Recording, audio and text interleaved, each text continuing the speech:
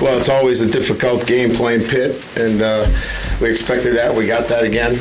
Pat Narduzzi's team is well coached, physical, ball control, and we needed to be very efficient on offense today, and we were. I think that was the difference today. Big plays on offense. Will Fuller, Deshaun Kaiser, and then Josh Adams stepping in for us today. I think that was the best performance of our offensive line to date this year. Most consistent, I would say. Probably the most consistent performance for 4 quarters. And I think that was the difference today for us and our offense, really being able to be productive. And in particular, the scoring zone where we had struggled in turning the football over and not producing touchdowns there. We were able to do that. So, again, tough team to play. We're excited with the win. Back-to-back weeks on the road is always difficult. We get a chance to go home now and senior day, and we're looking forward to that. So, questions? Brian, can you update us on CJ Precise? Yeah, it's kind of a one where he's going to have to continue to be evaluated. Shoulder, neck, upper body. It wasn't a contact hit, it was a contact to the ground. So head, neck, shoulder, he's doing pretty good right now, but we'll evaluate him, and he'll be a day-to-day situation. Did that include concussion symptoms? Well, I think we put him through the protocol, obviously, but I think we're concerned with a little bit of everything right now. Brian, what were the points of emphasis during the week with regard to preparing in the red zone? What we did is we took the whole unit and we met as a unit, all 11, and really focused because we didn't think it was one player. We thought it was as a unit we wanted them to be more alert and recognize play calls in that area and just a heightened awareness of where we were when we were making these calls and more of a sense that we had to be more efficient in there and spend more time in film study and practice. It's not an easy defense to make up ground against it, in your red zone offense. No, it isn't. But we felt like all year we've had opportunities that we've shot ourselves in the foot down there, and we had to eliminate that. And again, we felt like the plan going in was, get some matchups. If we could get Will matched up one-on-one, we wanted that. And then they give you opportunities to run the football, and we needed to be balanced. Coach Kaiser mentioned on Wednesday that he knew there'd be some chances to take shots deep, but he wanted to trust you to let him know when to do it as opposed to just always attacking. How did that did you target Will? Yeah, there was good communication back and forth. And, again, we knew what we were going to get. And we had to pick our spots. You mentioned game records when you're playing another team, but it seems you have the #1 game record possibly in the country in Will Fuller. I would definitely put him up there with somebody that is very, very difficult to defend. If you double zone it, we can run the football. We have other weapons. He's that guy that opens up everything for you offensively. Offensive line paving the way for Josh, but he seemed to hit the holes pretty quickly today. Yeah, he's a big physical kid, keeps his feet moving. As you saw, he's very difficult to tackle. Again, leg drive, physical characteristics of this kid are such that he's only going to get bigger, faster, and stronger. It's going to be exciting to watch him develop. Brian, what went into Torrey Hunter playing defense today? We couldn't trade for a nickel. He just has the physical skills that translated him to be able to play on defense as well. As you know, Amir's still going to get some snaps. So we felt like there was a batch of maybe 15, 20 snaps that we could put aside. And if we needed him as a nickel, and we didn't need him a ton today, so we've been cross-training him for about 3 weeks now. And feel like he's ready to step in and help us when we need him. You said this was the offensive line's most complete performance. Would you say this is the team's most complete performance aside from maybe Texas? I thought we played very well. We're a little disappointed in some of the things that happened out there late. Obviously we had blown coverage. And of course we were sloppy with the football. If you take those two away, I thought it was as good as we played in some time.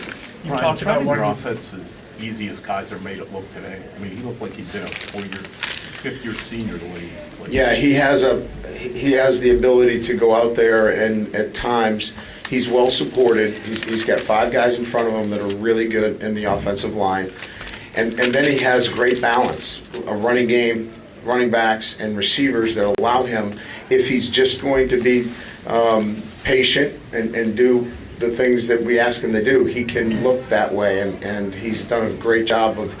I guess the point I'm making is if he's out there distributing the football to those playmakers and dropping them in there, he's going to look pretty good. Brian, you said you wanted to see improved play from your safeties. Can you evaluate how Farley and Redfield played together in the first half? Matthias is an interesting study. He moved to the middle of the field on the jet sweep, that was a big run, which was a mistake, and then he comes back and he makes a terrific play on the interception.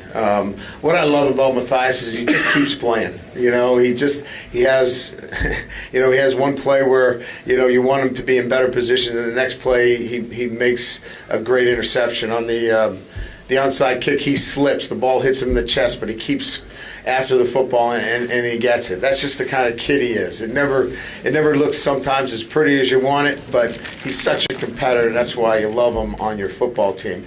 There's some things they did pretty good, and then there's some things we got to get better at. But I'm not going to get too far into detail right now. We're enjoying the win. When did you know the early start wasn't going to be a problem for you? Yesterday after our practice, the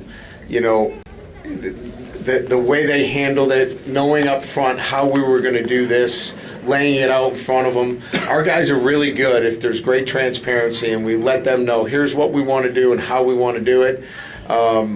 They received that very well, and we had a very good practice on Friday, and I knew it wasn't going to be an issue for us today, just the way they handled it yesterday. Coach, Will feels like he's moving up the charts nationally for Notre Dame. I mean, he's setting records here, but it seems like it's quiet. And nationally, it doesn't seem like he might be getting the attention of a lot of people. I don't think he's really worried about that. I think, Will is the kind of kid that he just wants to win football games. He doesn't really think about it or talk about it much with us.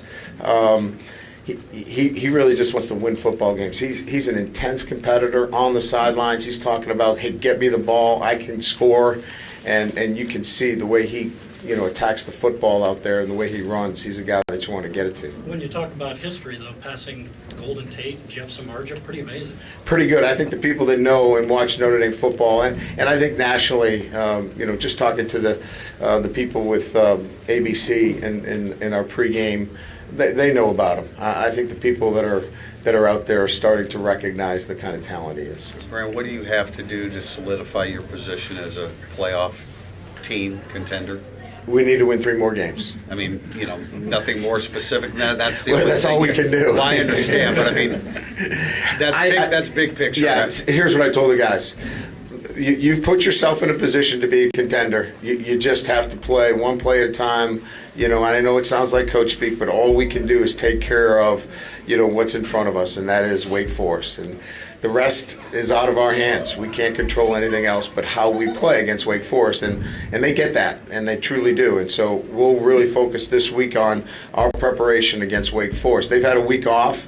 They're self-scouting us, and we'll have to do a good job against them this week. Brian, you mentioned what you thought Adams was going to turn into, but if CJ's out for a stretch of games, do you think he's ready for the volume and the attention? We'll have to play get? Dexter as well. Okay. Dexter's going to have to get up to study real quick. He missed an assignment on that fumble for a touchdown, but he's a really talented runner.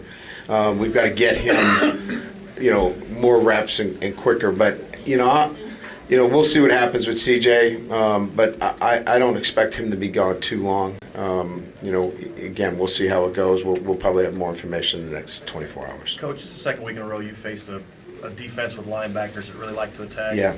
Kind of mixed up traps, quick pitches, inside zone, a sprint. How important was it for your offense to kind of go right at that early in the game and have success? Yeah, I thought early on running the inside zone was important to us. I thought we, again, handled the inside pressure well. We stayed on our blocks. We stayed on our feet. We didn't fall off some of the fits. And it was very important to have a running game. If you have a running game that can keep you away from the 3rd and long situations where it gets a little scary against, a Pat Narduzzi defense, you have a really good chance of hitting some play-action shots. And that's what we were looking for, was the play-action shots. Because if it's third down, just drop back, it's a hit-and-miss proposition. So the run game is absolutely crucial against this kind of defense, so you get those shots downfield. You had a series of events, kind of went up 14-3, a couple of possessions were able to put them away. They're driving, Mathias makes that pick, you get it out of the end zone, and then Tyler boots it, flips the field. How important was that kind of that 2 series in a row, and then I think you went down and scored to kind of to get a lead? How important was that for your momentum? I thought it was really big. You know, Tyler really bounced back after a subpar performance against Temple. I think he averaged close to 50 yards a punt. Yeah, right on 3 plus 50s. 3 plus 50s today. I thought he was outstanding. He flips the field, you know, obviously, and really puts us in a better situation. But, you know, we were kind of hanging in at that 14-3 where we needed that big score, and then, of course, we get it right before the half. It was a huge momentum lift. Anything else, guys? All right. Thank you. Thank you.